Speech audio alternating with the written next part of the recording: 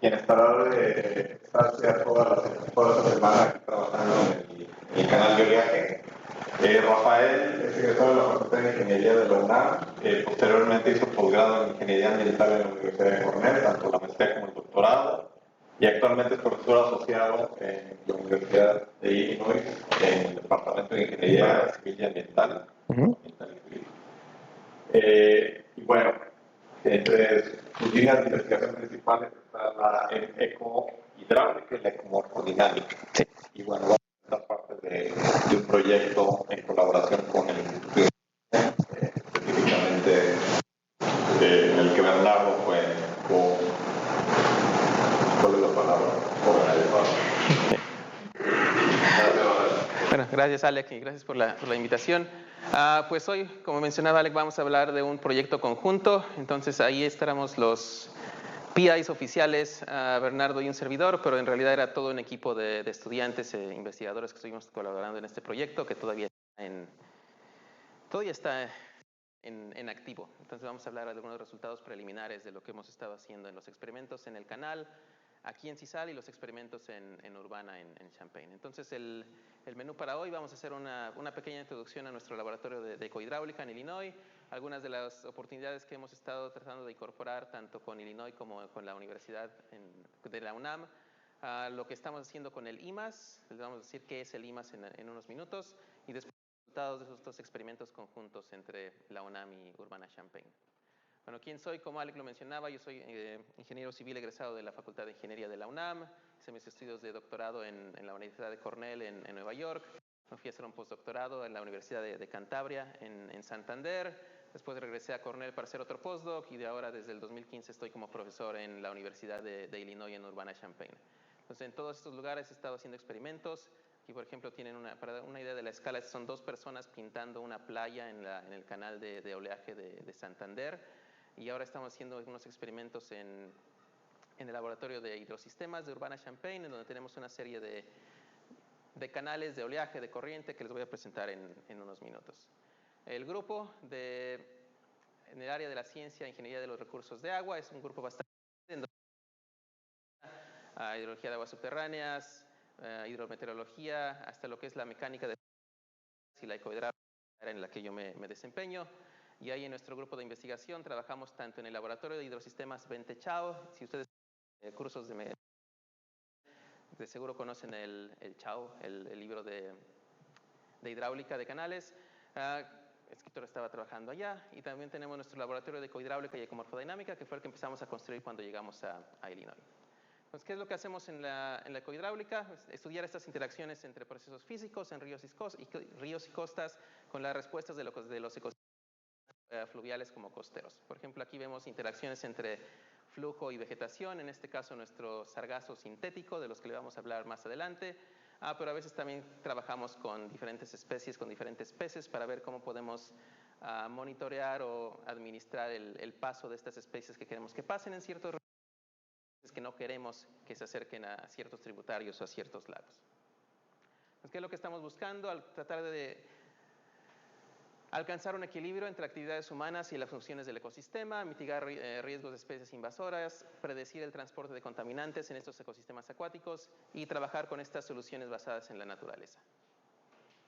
¿Dónde lo hacemos? En mi caso lo hacemos en el laboratorio. Esta es solamente una vista de algunas de los canales y las instalaciones que tenemos en el Bente Chao. Tenemos canales de flujo oscilatorio donde podemos generar corrientes y en contra de este movimiento oscilatorio para representar el flujo en el fondo del océano. Tenemos estos canales meandrosos para recrear condiciones en ríos de batimiento. Y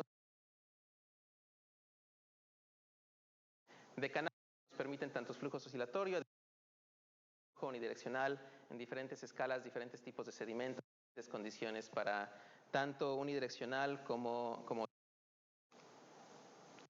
Y en nuestro nuevo laboratorio de ecohidráulica y ecomorfodinámica tenemos otro tipo de canales, otro tipo de instalaciones que nos permiten hacer diferentes tipos de experimentos con diferentes tipos de especies, diferentes tipos de sedimento. Tenemos este canal tipo racetrack, tipo pista de carreras, donde es prácticamente infinito, donde podemos poner los peces.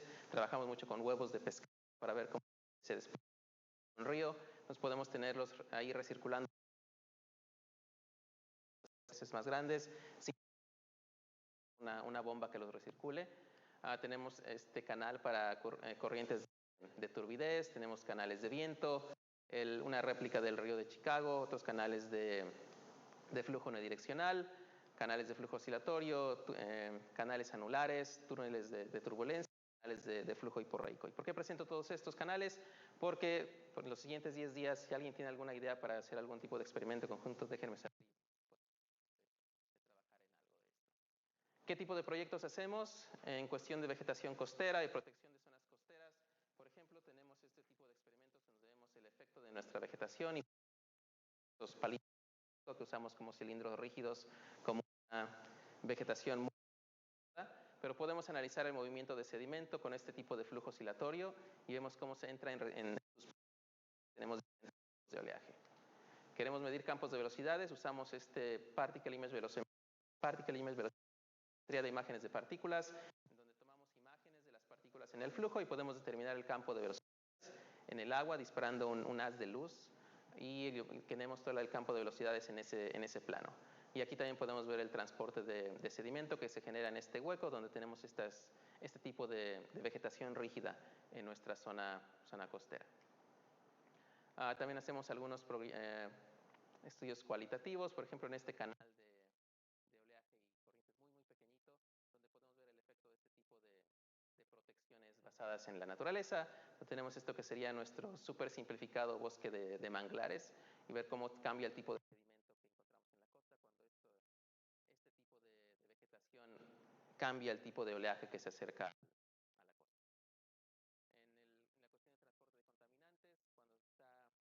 En la cuestión de transporte de contaminantes, cuando está en la presencia de este tipo de vegetación, pues también podemos tener este tipo de experimentos en donde tenemos, en este caso fue una cámara térmica, una cámara infrarroja y podemos ver la asignatura térmica, la diferencia de la temperatura en estos dos canales a la medida que se juntan en esta zona, donde tenemos un canal lleno con vegetación y un canal que permite el flujo libre. Entonces vemos la diferencia en las temperaturas y los que nos permite analizar estos de mezcla en ríos.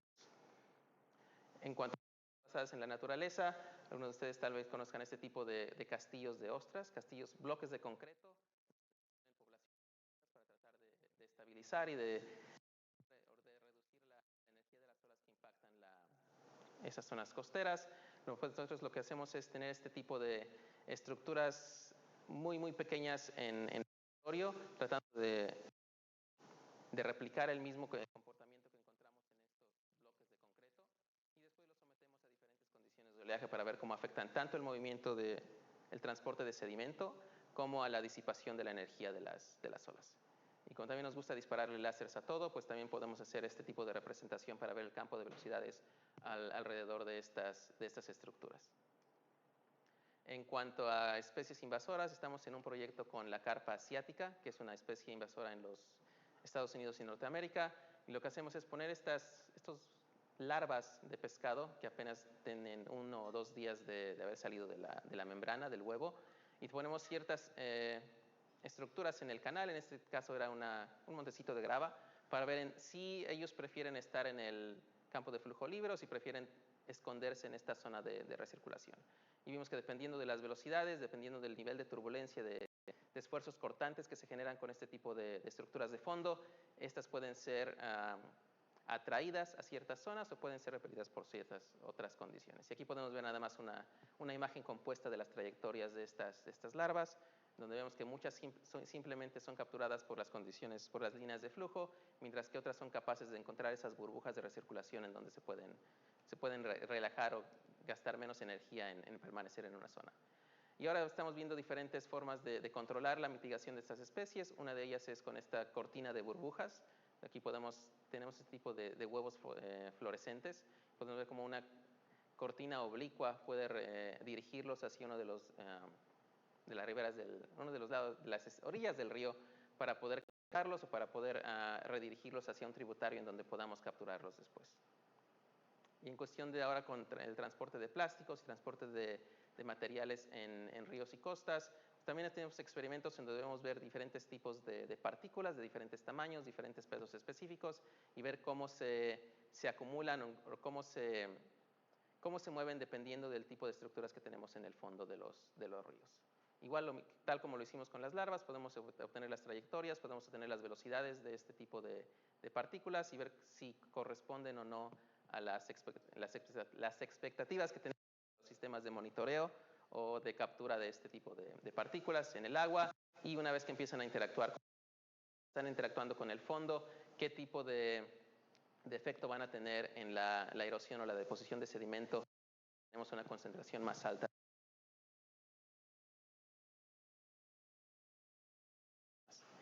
Y finalmente nuestro proyecto con sargazo, en donde hemos estado trabajando por un año, ya con el equipo de CISAL y con el equipo de Illinois. ¿Cómo surgió esto? Surgió a medida de proyectos conjuntos entre el sistema de la Universidad de Illinois y la UNAM. La segunda convocatoria apenas salió hace un par de meses. Entonces, la idea es tener un equipo de la UNAM y un equipo de la Universidad de Illinois en cualquiera de sus campus, en donde se puede hacer un proyecto por un año. Ahora, en los 3 temas en los que salió la convocatoria es alimentación y salud, agua y energía.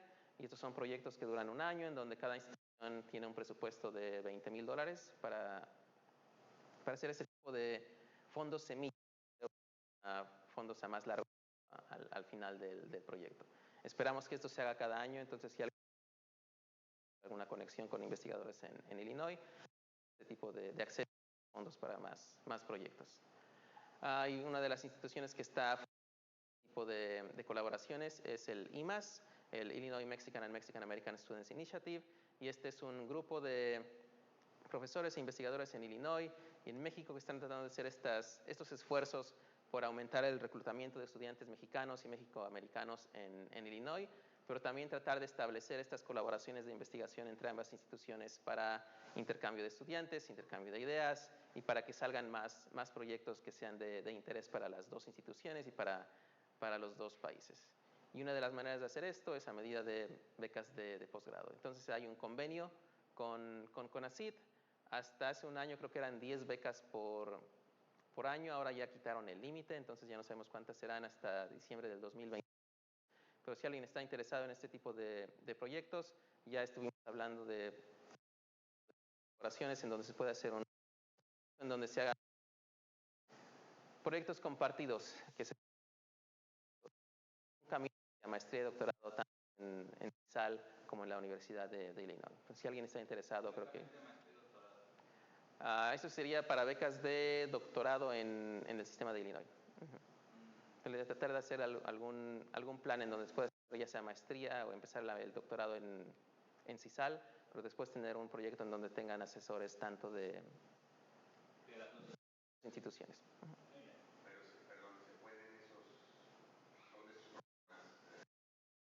Hasta ahora no sería no tendrían títulos de las dos instituciones. Hasta ahora solo estamos viendo algo como cómo empezar a hacer este tipo de colaboración. Si podemos atraer a estudiantes que puedan hacer maestría en CISAL y doctorado en Illinois con un proyecto que empiece de manera conjunta desde la maestría. Pero por ahora igual no es un proyecto donde sea título de las dos universidades, simplemente tratar de hacer este tipo de atraer más estudiantes para entonces la convocatoria ya está cerrada para este año me parece, pero es válida hasta 2026 por ahora. Y si quieren más información acerca del instituto, de la iniciativa del IMAS, es fácil de encontrarlos en su página web o simplemente tomar un screenshot al QR code. Y bueno, entonces, al sargazo. Entonces,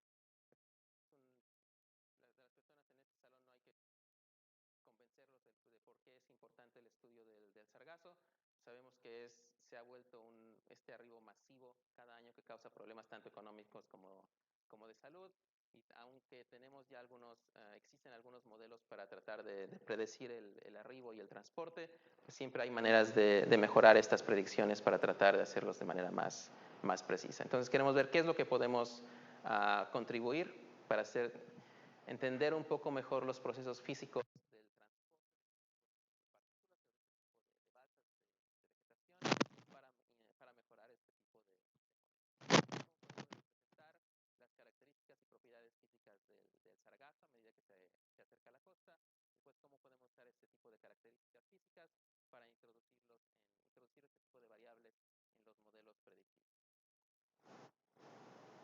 ¿Por qué queremos hacer un proyecto conjunto? Bueno, ya les mostré que tenemos todo ese tipo de canales e instalaciones, instrumentación en Illinois, pero necesitamos la experiencia y todo el equipo, las instalaciones, el personal, todo el trabajo que ya se ha hecho en CISAL, en la UNAM, el Instituto de Ingeniería. Con la experiencia de los estudiantes, el acceso a estudiantes y todo el trabajo previo con estos activos, digamos que cuando lo platicamos para esa primera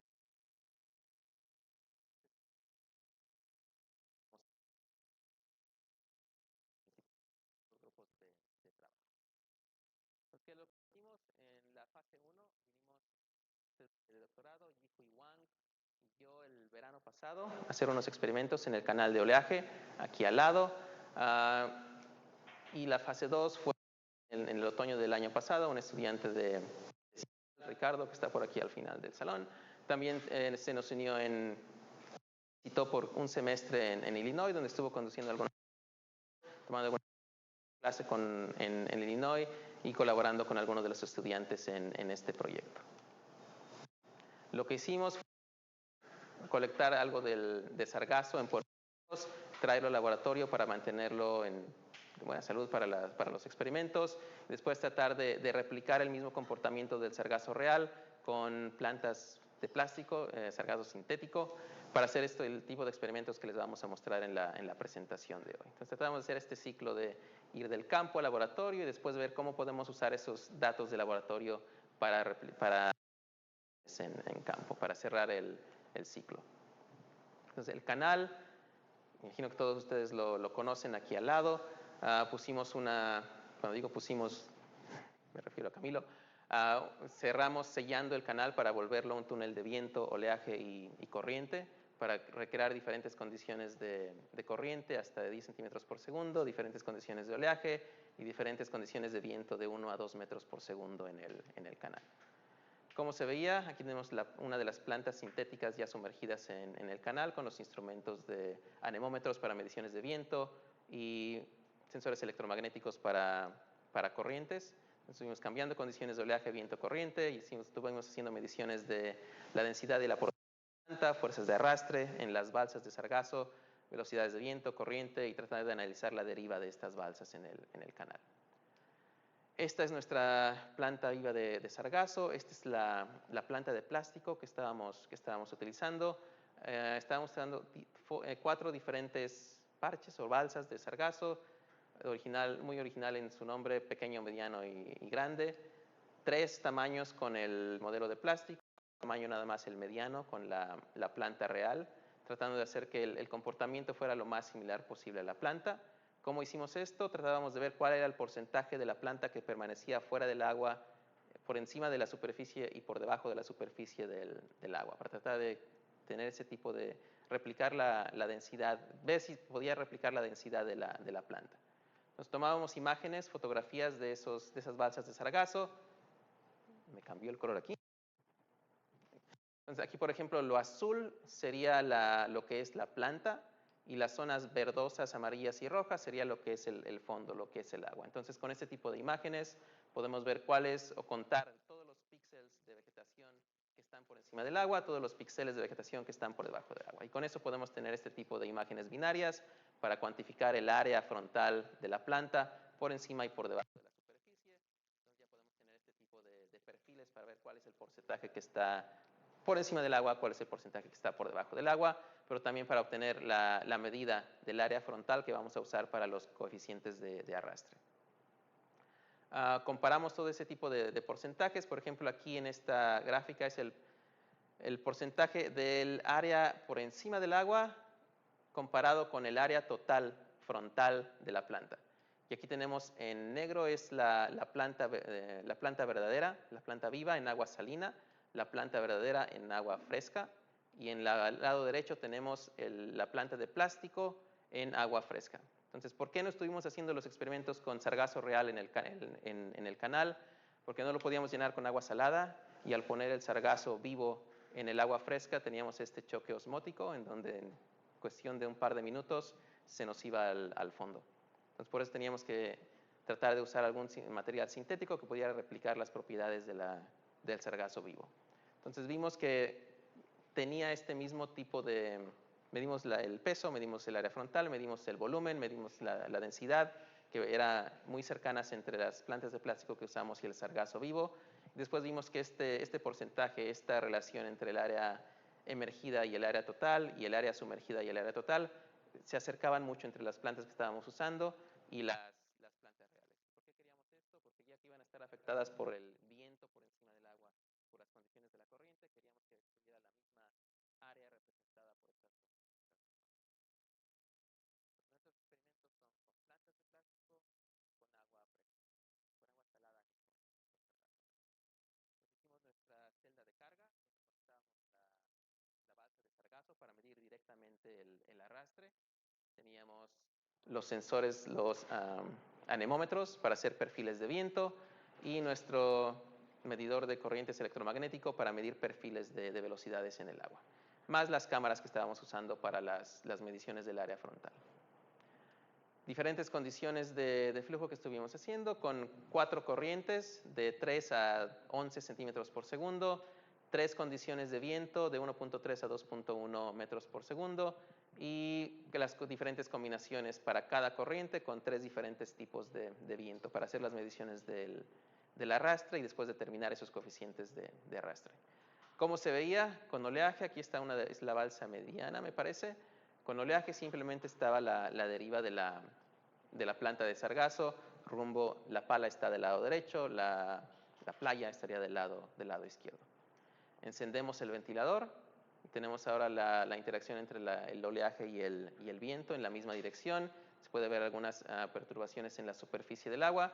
Tenemos el viento que está impactando tanto, creando una corriente adicional, como el efecto que tiene el porcentaje de la planta que está por encima del agua. Ponemos corrientes contra el oleaje y en este caso nuestras corrientes estaban ganando. Nos pueden ver el transporte de la planta en la dirección opuesta al oleaje, bajo estas condiciones que usamos para este ensayo. Y finalmente con oleaje, viento y corriente, donde también tenemos el desplazamiento en la dirección de la corriente, incluso cuando las olas y el viento vienen en dirección contraria. Ven mucho más caótico la superficie del agua. Entonces, para todas estas condiciones teníamos los perfiles de velocidades. En este caso son las condiciones de viento, donde esta altura aquí, 0, significa el nivel medio de la superficie del agua, y aquí nos estamos yendo hacia arriba hasta 20 centímetros. Entonces tenemos los perfiles de casos con solo viento y los perfiles del viento cuando teníamos viento y corriente. No vimos que no había gran afectación del perfil de velocidades en el aire cuando teníamos las corrientes. Y después las velocidades por dentro del agua, lo mismo, 0 sería la superficie libre, y ahora nos vamos en números negativos cuando nos vamos hacia el fondo. Tenemos ahora condiciones de 40 centímetros de profundidad, pero nuestras mediciones van hasta 20-25 centímetros por debajo de la superficie. El caso de arriba es solo con viento, entonces el viento nos estaba generando una corriente cerca de la superficie. Con corriente no llegamos hasta el fondo para ver este tipo de perfil logarítmico, pero teníamos un perfil bastante constante o uniforme en la zona en donde podíamos medir. Como mencionaba aquí, cerca de 11 centímetros por segundo las velocidades máximas con solo corriente. Y después con viento y corriente veíamos la afectación cerca de la superficie en donde se generaba esta corriente adicional generada por el viento. Con las mediciones de fuerza, sobre las mediciones de arrastre con nuestra celda de carga, igual con nuestra balsa mediana de sargazo vivo y la pequeña, mediana y grande con el sargazo de plástico. Estas son las fuerzas que estuvimos midiendo para los casos pequeño, mediano y grande, AM, BM y CM, en condiciones de viento, en condiciones de corriente y en condiciones con viento y corriente. Tenemos mediciones muy pequeñas de arrastre cuando solo teníamos viento, se generaba una corriente muy pequeña, entonces lo que estaba jalando la celda era apenas perceptible, pero se podía medir algo. En cuestiones de corriente, pues ya tenemos esto que se ve más como una fuerza, una relación cuadrática, que es lo que esperaríamos para este coeficiente de arrastre. Entonces, algo que nos gustó mucho es que aquí la planta mediana de plástico, que fue la que tratamos de hacer del mismo tamaño, de un tamaño y peso muy similar a la planta real, este azul con el verde, es prácticamente la misma fuerza medida tanto en la balsa de sargazo real como en la balsa de sargazo de plástico. Entonces, queríamos que nuestra balsa de plástico fuera lo más similar a la balsa de sargazo real, y las mediciones de arrastre nos dieron prácticamente los mismos valores. Una vez que tenemos esas condiciones de arrastre, ahora calculamos los coeficientes de arrastre, los drag coefficients. Tenemos el área frontal, tenemos las velocidades en el agua, tenemos la densidad del agua. Entonces simplemente usamos la misma relación, la relación tradicional para el drag coefficient o coeficiente de arrastre para obtener estos valores para las condiciones de viento, las condiciones de corriente y las condiciones de viento y corriente. Aquí graficando en relación al número de Reynolds, basado en el tamaño o la profundidad sumergida de las balsas, la velocidad del agua en la que estaba en la zona en donde estaban las balsas de sargazo y la viscosidad cinética del agua.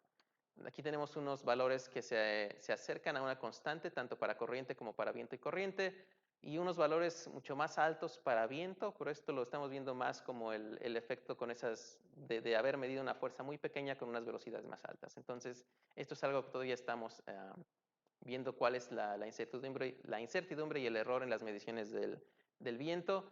Y el siguiente paso, que es lo más importante, que sería cómo dividir el efecto, porque esto lo estamos haciendo simplemente considerando la parte del agua.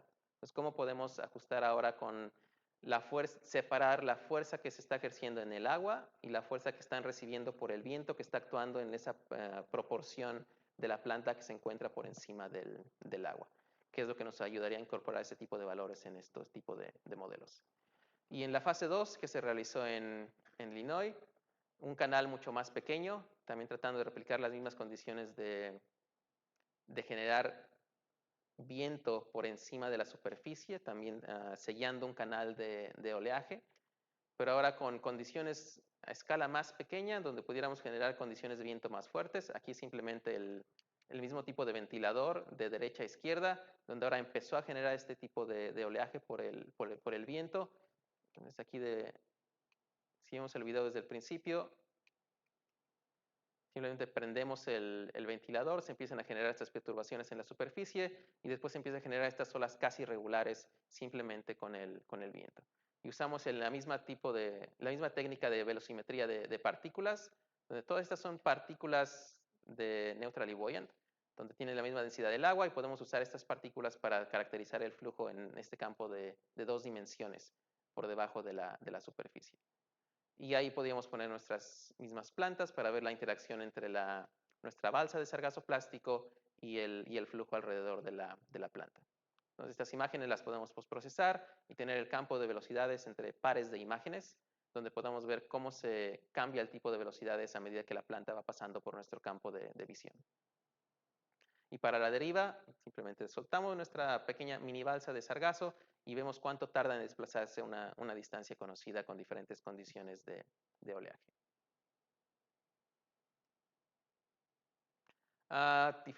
Usamos 2 diferentes condiciones de ola, 3 diferentes condiciones de viento. Ahora podíamos alcanzar hasta 8 metros por segundo, y debido a las limitaciones del tamaño del canal, ahora nuestras balsas tenían que ser mucho más pequeñas para que no estuvieran interactuando con las paredes del canal. Entonces el tamaño cambió, pero era el mismo tipo de material el mismo material para los experimentos. Instrumentación de partículas para velocidades, un tubo de pitot para las velocidades en el viento, cámaras de alta velocidad para la velocimetría de partículas, y simplemente una cámara GoPro para el desplazamiento de las balsas en la dirección de la propagación del oleaje. Nuestros perfiles de oleaje, no había ninguna sorpresa aquí, simplemente a medida que aumentábamos el poder del ventilador, aumentábamos la velocidad desde 4 hasta 8 metros por segundo, y empezaba a generarse ese oleaje que les mostraba en el video. Las mediciones de oleaje, estos son resultados del domingo de ayer. Entonces me falta un poquito de análisis aquí, pero aquí tenemos las velocidades promediadas por fase. Tenemos desde, creo que estaba cada 45 grados, Para ver en toda la profundidad del agua, aquí tenemos la altura de ola en estas dos barras, nuestro perfil medio, y después la altura o la profundidad a la que llegaban las dos balsas de sargazo. Esta sería la balsa pequeña y la balsa más grande para ver cuál era el campo de velocidades a la que estaban sometidos nuestras dos balsas de sargazo. Y nuestra velocidad media del lado derecho. Entonces sería para una condición de oleaje 1 y para una condición de oleaje 2 más energética en el caso de las gráficas del fondo. Y para el caso del viento, que en este caso ya no era simplemente una corriente unidireccional generada por el viento, sino oleaje generado por los ventiladores, por condición de viento 1, condición de viento 2 y condición de viento 3. Hoy estamos analizando estos datos para ver cuáles son la barra de los error bars que podemos tener en este tipo de mediciones con la velocimetría de partículas, pero lo que estamos viendo es que hay un Stokes drift que es claro en los datos que tenemos de oleaje. Y cuando nos empezamos a ver las mediciones de velocidades de deriva de estas balsas de sargazo, aquí del lado izquierdo tenemos la balsa pequeña, del lado derecho la balsa grande, la condición de oleaje 1 y la condición de oleaje 2 que era más energética. Entonces lo que vemos es el desplazamiento en X, X es la dirección de propagación de la ola en función del tiempo, lo que nos dice que la pendiente va a ser la velocidad a la que se está desplazando en esta dirección. Entonces, en el caso del oleaje generado con nuestra pala, la balsa más grande se movía más rápido que la balsa más pequeña. Una vez que aumentamos el periodo de la ola, se movía un poco más rápido, pero seguía la misma tendencia que la balsa más grande se movía más rápido que la balsa más pequeña. Y aquí tenemos un efecto, teníamos estos dos rangos de velocidades.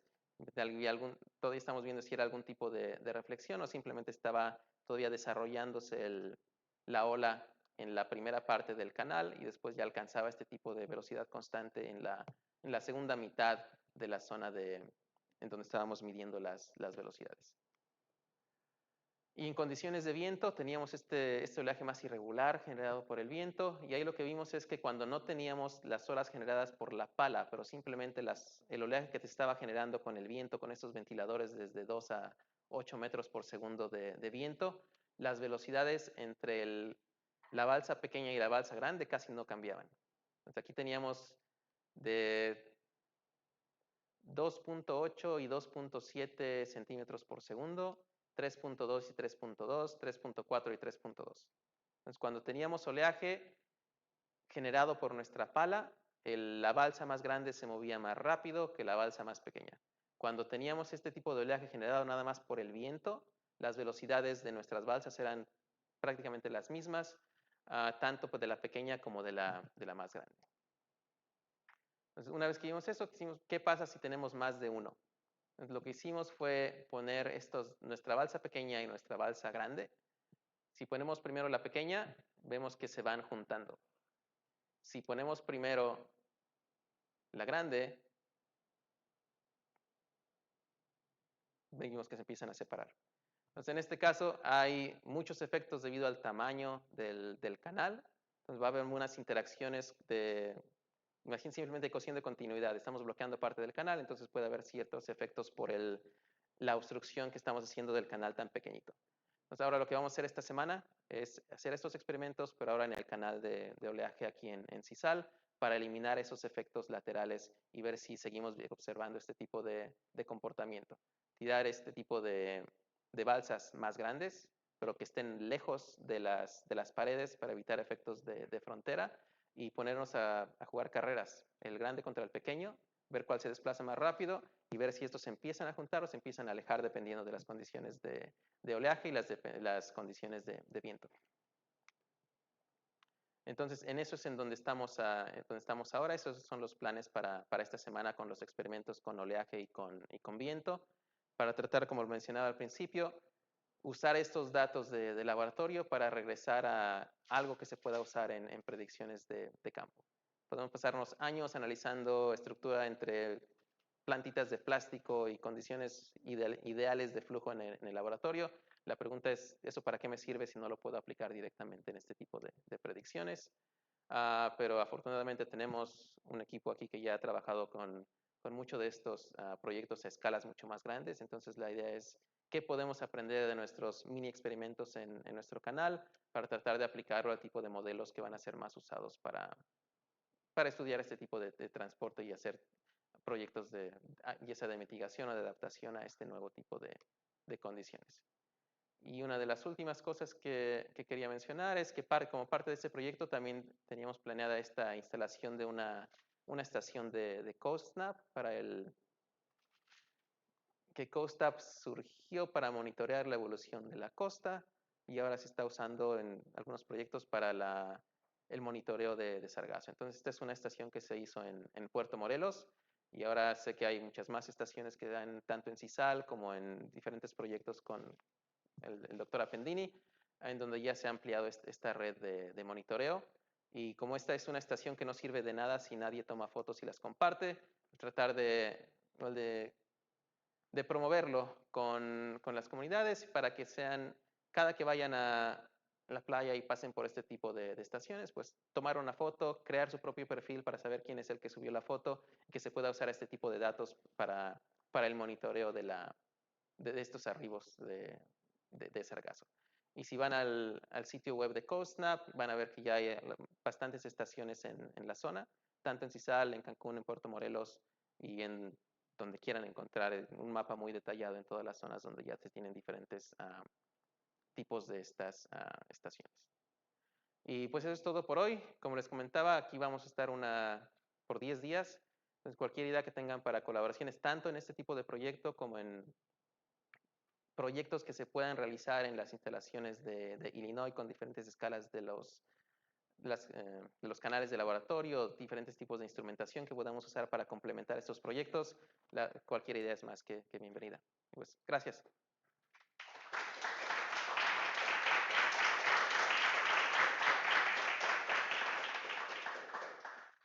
¿Tenemos pregunta por aquí? Sí,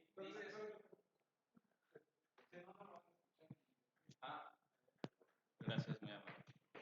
¿Puedes prender la luz? Que no veo con el color de la luz, por favor. Sí, buenas tardes. Mencionas sobre diferentes condiciones del oleaje. Específicamente has caracterizado el oleaje sobre amplitud, frecuencia, el tipo de condición del oleaje, si se encuentra en aguas profundas, intermedias o someras. Aguas intermedias. En aguas intermedias. Hablas de una deriva, has cuantificado cuando aguas intermedias, no necesariamente se presenta algo que se conoce como deriva de Stokes, que es un efecto de segundo orden en un oleaje de aguas profundas. ¿Se ha hecho algún tipo de estimación sobre la posible deriva de Stokes de acuerdo a las características de ese oleaje? Sí, las tenemos. Eso es algo que nos mandó Yihui hace 2 días. Las podemos discutir después. Estamos limitados por las condiciones de oleaje que podemos generar en el canal. Entonces, por eso es que estamos en ese rango. Pero sí se hicieron las estimaciones y las mediciones las podemos discutir después. Muy bien. ¿Puedes poner la diapositiva de los números de Reynolds, por favor? Red Wing, creo que era Red Water, una con W. Sí, para los coeficientes de arrastre. Sí.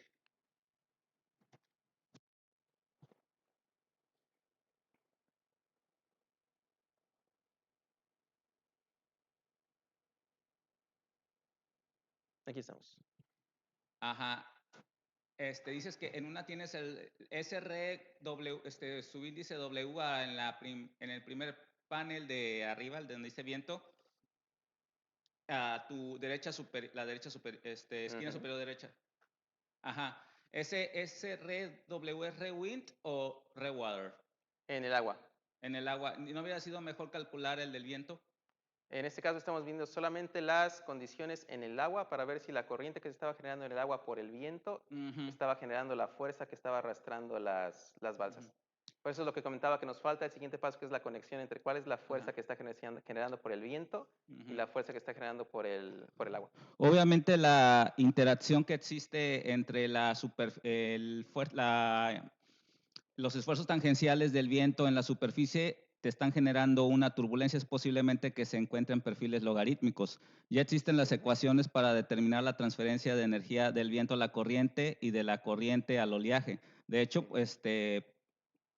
la mayor parte de la energía en mar abierto, la mayor parte de la energía del viento es transferida más hacia el oleaje que a la misma corriente. No sé, a lo mejor déjame buscar unos artículos que te podría compartir, que tal vez podrían ser de utilidad. Ya no fui. Esos perfiles no los has, todos los perfiles de velocidad que has tomado en el canal, no los has, no les has aplicado un tipo de ajuste en el cual determines su decaimiento ya sea en función de profundidad y si varía en función de otra variable, ya sea si decaen en función de z a la -1, z a la -2. Generalmente puede ser que se observe lo que es el clásico perfil logarítmico. Los perfiles de velocidades. Ajá, en el agua. Creo que se puede hacer. Por lo alto de esos números de Reynolds que tienes ahí, es evidente que estás trabajando en un ambiente turbulento. ¿Han analizado la turbulencia específica? Sí. ¿Han calculado los espectros de las velocidades? Sí. ¿Y han encontrado perdón. ¿Han encontrado el famoso subrango inercial en los espectros? Son unidimensionales, ¿verdad? ¿Son W o son del módulo de la velocidad? Lo que estamos usando es por cada componente. Por cada componente. ¿Y si lo han identificado? Sí. ¿Ya calcularon la tasa de disipación de energía cinética? Me pasas la lista y después la platicamos. Casi mejor, más ratito hablamos. Sí. Sí, mejor. Muchas gracias, muy amable, muy ilustrativo tu trabajo. Gracias. ¿Alguna otra pregunta? Sí, la ventaja de tener la velocimetría de partículas es que tenemos la información tanto espacial como temporal. Entonces estos gradientes... ¿Qué resolución espacial y temporal tiene tu PID? Temporal estábamos creo que era 100 Hz. Espacial estaríamos... Debe ser un par de milímetros. ¿Perdón? Par de milímetros. Excelente para identificar turbulencia. Entonces tenemos igual para... Los perfiles que presentamos ahí son promediados en X. Si podemos ver para cálculo de tasa de disipación, podemos ver los gradientes directamente por la definición o podemos ver por simplemente hacer el escalado con los espectros, pero eso viene para... ¿Y qué usarías? ¿El flujo medio o...? Es que por estar calculando frecuencia tienes que convertirlo a número de onda. Y a veces, bueno. Sí. Yo creo que los detalles ya muy específicos pueden ser después para dar paso a preguntas generales. ¿Alguien más? Sí, adelante.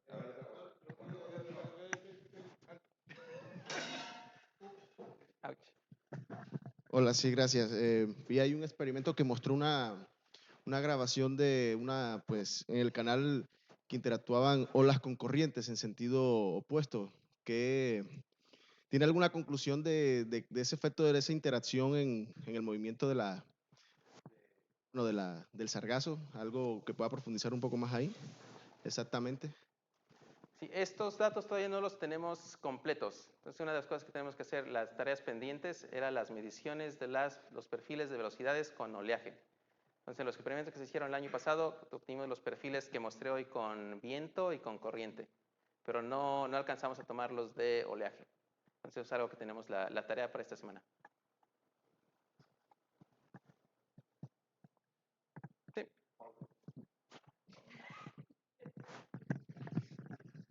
Muy interesante, Rafael. Oye, ¿en tus canales en Illinois pueden usar agua salada? Hay dos, los dos de flujo unidireccional, en donde se puede usar uno que es de fibra de vidrio y el otro de acrílico, donde se puede usar por poco tiempo, pero se puede usar. Pero es solo de flujo, sí. sin oleaje. No, los de oleaje se dañarían muy... Sí, muy ¿verdad? Pues es el mismo criterio acá. La respuesta es sí, pero solamente una vez. son desechables, ¿verdad? Con agua salada. No, la pregunta es porque está muy interesante esto de que en agua dulce hay un shock osmótico y dijiste que en segundos se va al fondo el sargazo. Tardaba un par de minutos. Ya. De hecho, tomamos un video donde se veía como 2, 3 minutos y se iba al fondo. Porque ¿qué pasaría si tienes agua salada, sargazo feliz ahí flotando y lo riegas con agua dulce? El agua dulce se va a quedar arriba porque es más ligera que la salada, mata el sargazo y asunto resuelto. Se va al fondo. Porque cuando llueve se forma una delgada capa o película de agua dulce sobre el agua salada cuando llueve.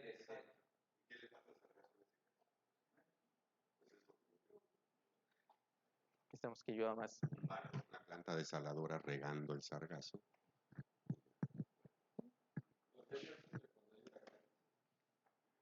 Cuando hay huracanes se ve el sargazo, a lo mejor se está...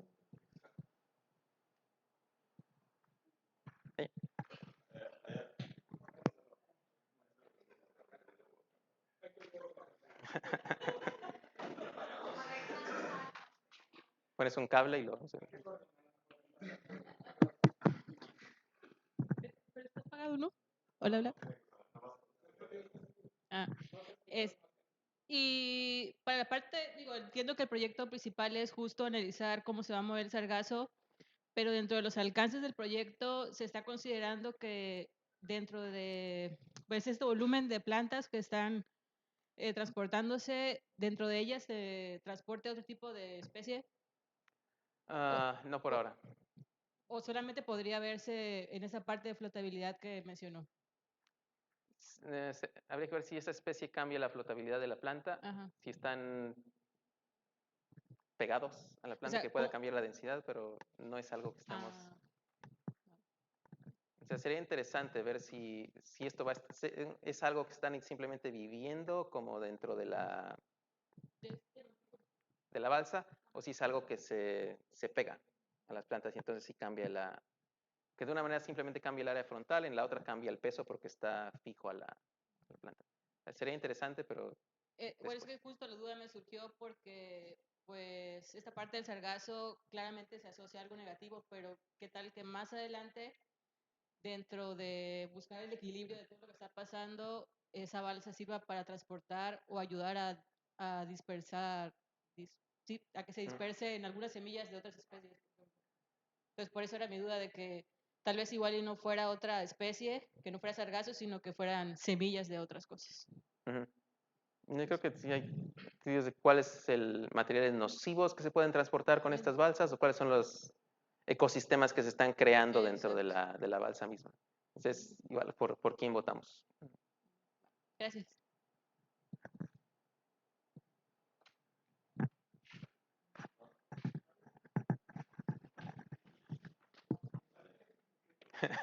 No, el otro micrófono.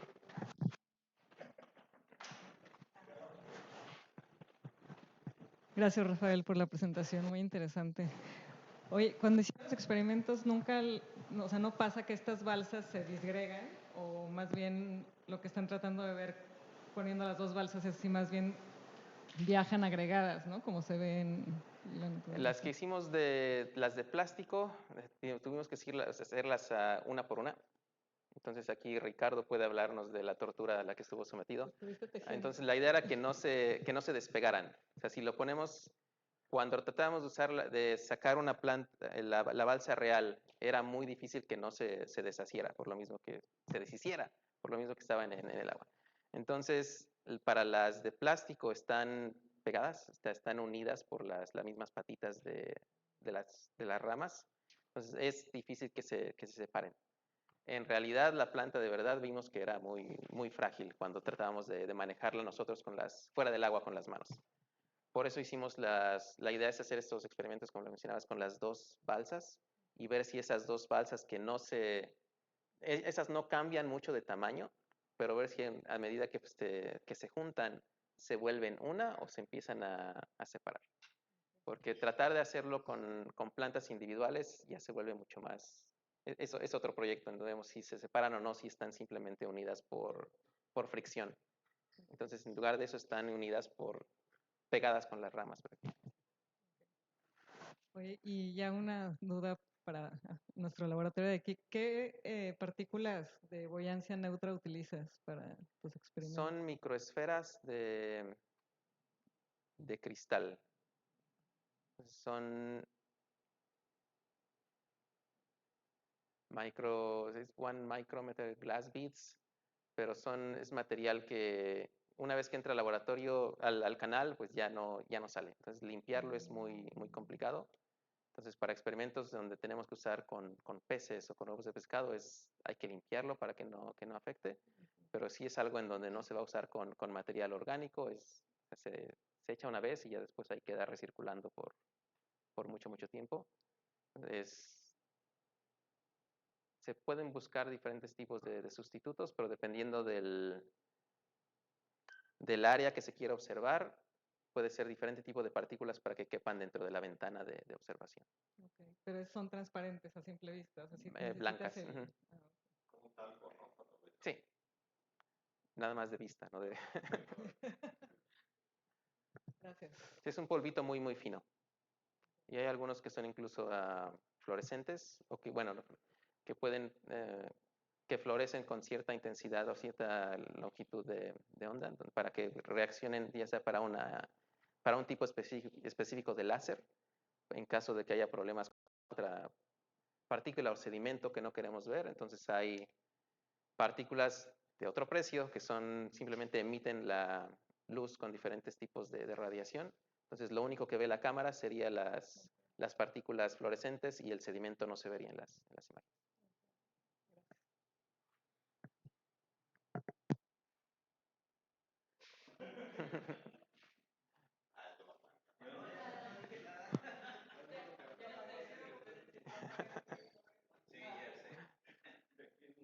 No es como tal del proyecto, pero es algo que explicó sobre la parte del trabajo de campo, del trabajo de laboratorio que hacen, de la interacción de la costa, donde hay ecosistemas de manglar. De la parte del acrílico, bueno, esa parte está, bueno, ¿tiene sensores o es única y exclusivamente como un obstáculo para el oleaje? Esos son nada más como obstáculo.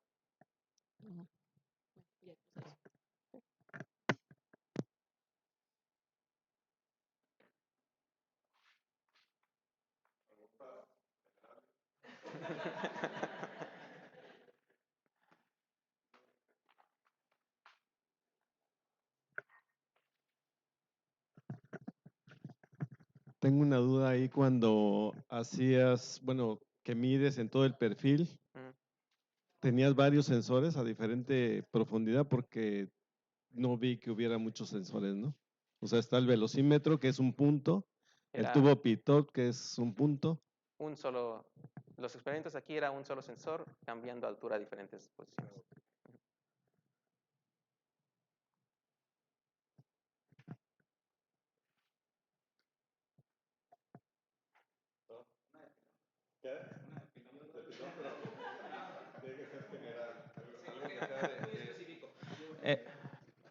Y general, de los canales que has trabajado, con base en las características que se han medido de las olas, y has medido también el movimiento de fluido, asociado, el movimiento orbital de fluido.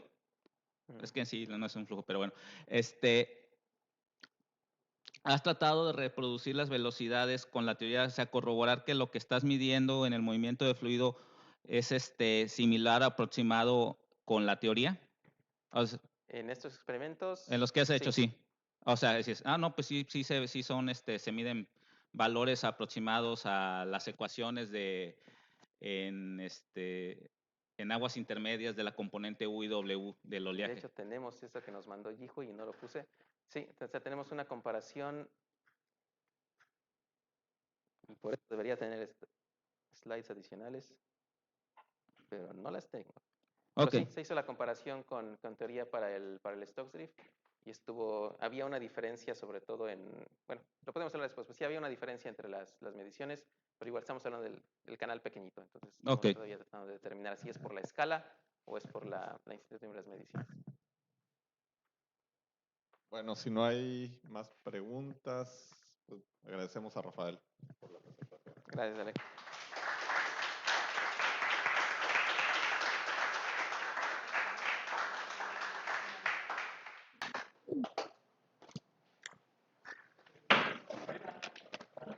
Hola, bien, bien, bien. Gusto verte. Ya no te fue la última vez que vine por aquí.